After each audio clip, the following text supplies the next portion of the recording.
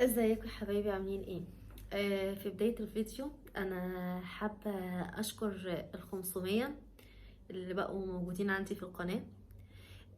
في كتير ممكن يستقل الرقم، بس هو الرقم بالنسبة لي كبير. ان دول حبوني وتابعوني وعملوا لي متابعة واشتركوا في القناة، ده كبير قوي عندي. وان شاء الله نكبر بيكم لحد ما تبقى قناة مليونية.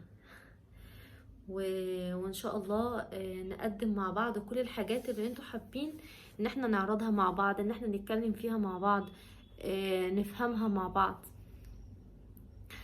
ونتكلم في كل المواضيع اللي احنا حابين، سواء كنت انا او انتوا، نستوعبها مع بعض او نطلع اللي جوانا لبعض.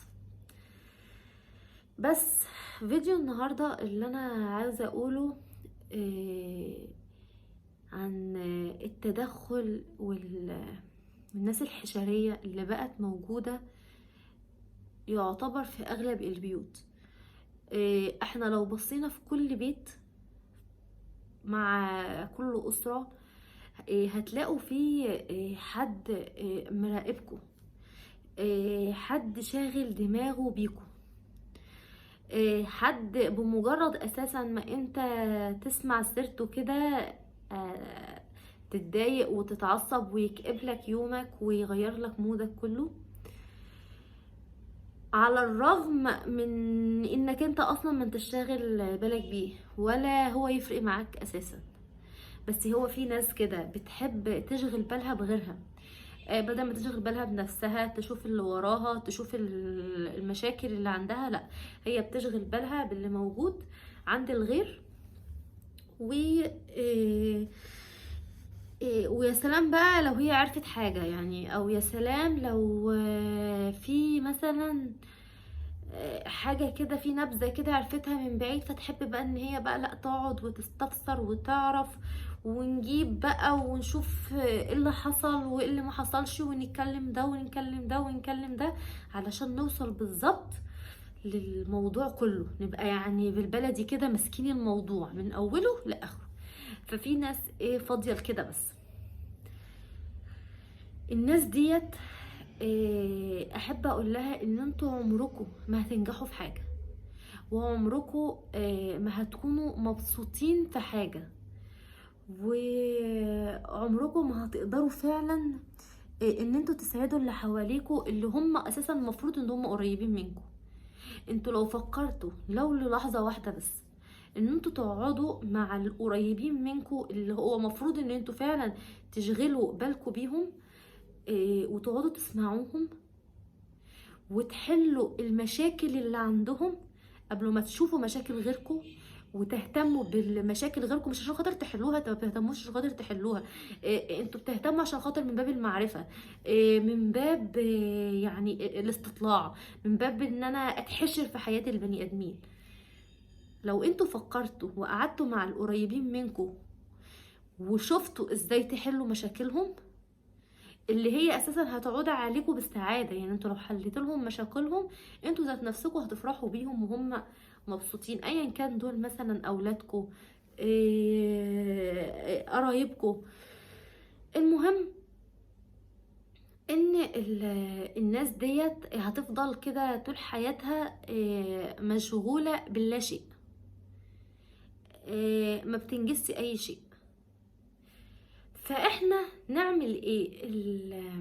الحل الاسلم، انا قعدت افكر بصراحه في الموضوع دوت، لان الموضوع دوت بقاله فتره يعني مقرقني.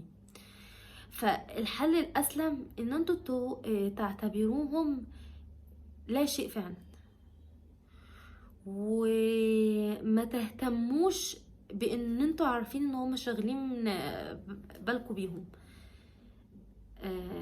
يعني تحاولوا ان ما تشغلوش بالكم انتوا خالص بالعجن اللي هما بيعجنوه مع نفسهم. انتوا لما هتعملوا كده ممكن دوت يعني في الاول مش هيكون سلس، بس مرة في مرة مش هتشغلوا بالكم بيهم اصلا وتسيبوهم يهروا مع نفسهم ويقعدوا يلفوا ويدوروا ويعملوا حوارات مع اللا شيء اللي هم عمالين بيفكروا فيه، والانشغال اللي هم شاغلين بالهم بيه. وفعلا يعني مجرد ان حد يشغل باله بيك ده على فكرة ممكن يسبب لك انت طاقة سلبية، يخليك دايما مكتئب، يخليك متضايق، مش عارف انت متضايق ليه، ما عندكش طاقة انك تعمل حاجة. ده فعلا انا بحس ان بتبقى فيه طاقة او هالة حسد حواليك بسبب ان هم شاغلين دماغهم بيك، وشاغلين بالهم بالتطورات اللي انت فيها، او شاغلين بالهم ان انت قاعد ما بتعملش حاجة، شاغلين بالهم بكل حاجة. فالحل الاسلم انكم ما تعتبرهمش اصلا،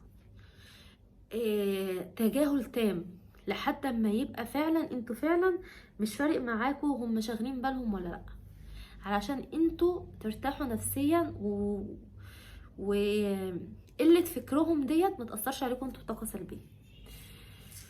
ونصيحتي ليهم هم بجد، لو فكرتوا والله بجد انكم ما تشغلوش بالكم بحد، وان انتوا تركزوا مع نفسكم ومع القريبين منكم قوي. يعني لو انت ركزي مع ولادك، ولو انت اب ركز مع مراتك وولادك،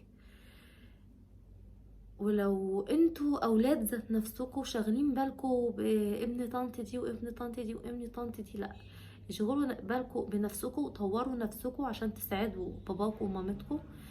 وبجد لو انتوا شغلتوا بالكم بنفسكم انتوا وحلتوا مشاكلكم انتوا هتبقوا سعداء. ولو كلنا بجد نتعلم ثقافة ان احنا ما نتدخلش في حياة غيرنا، ما نشغلش بالنا بغيرنا، ما نشغلش بالنا غيرنا حصل له ايه، جاب ايه، ما جابش ايه، عمل ايه، ابنه راح فين، ما جاش.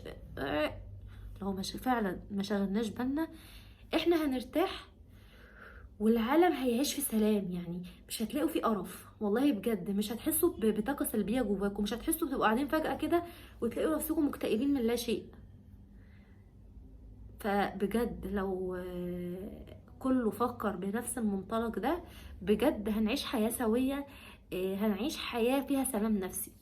وأتمنى أكون فدتكم، وأتمنى ولو اللي هيشوفني دوت يعني 10 ان هم بجد يكتسبوا الثقافة دي، هرتاح انا نفسيا.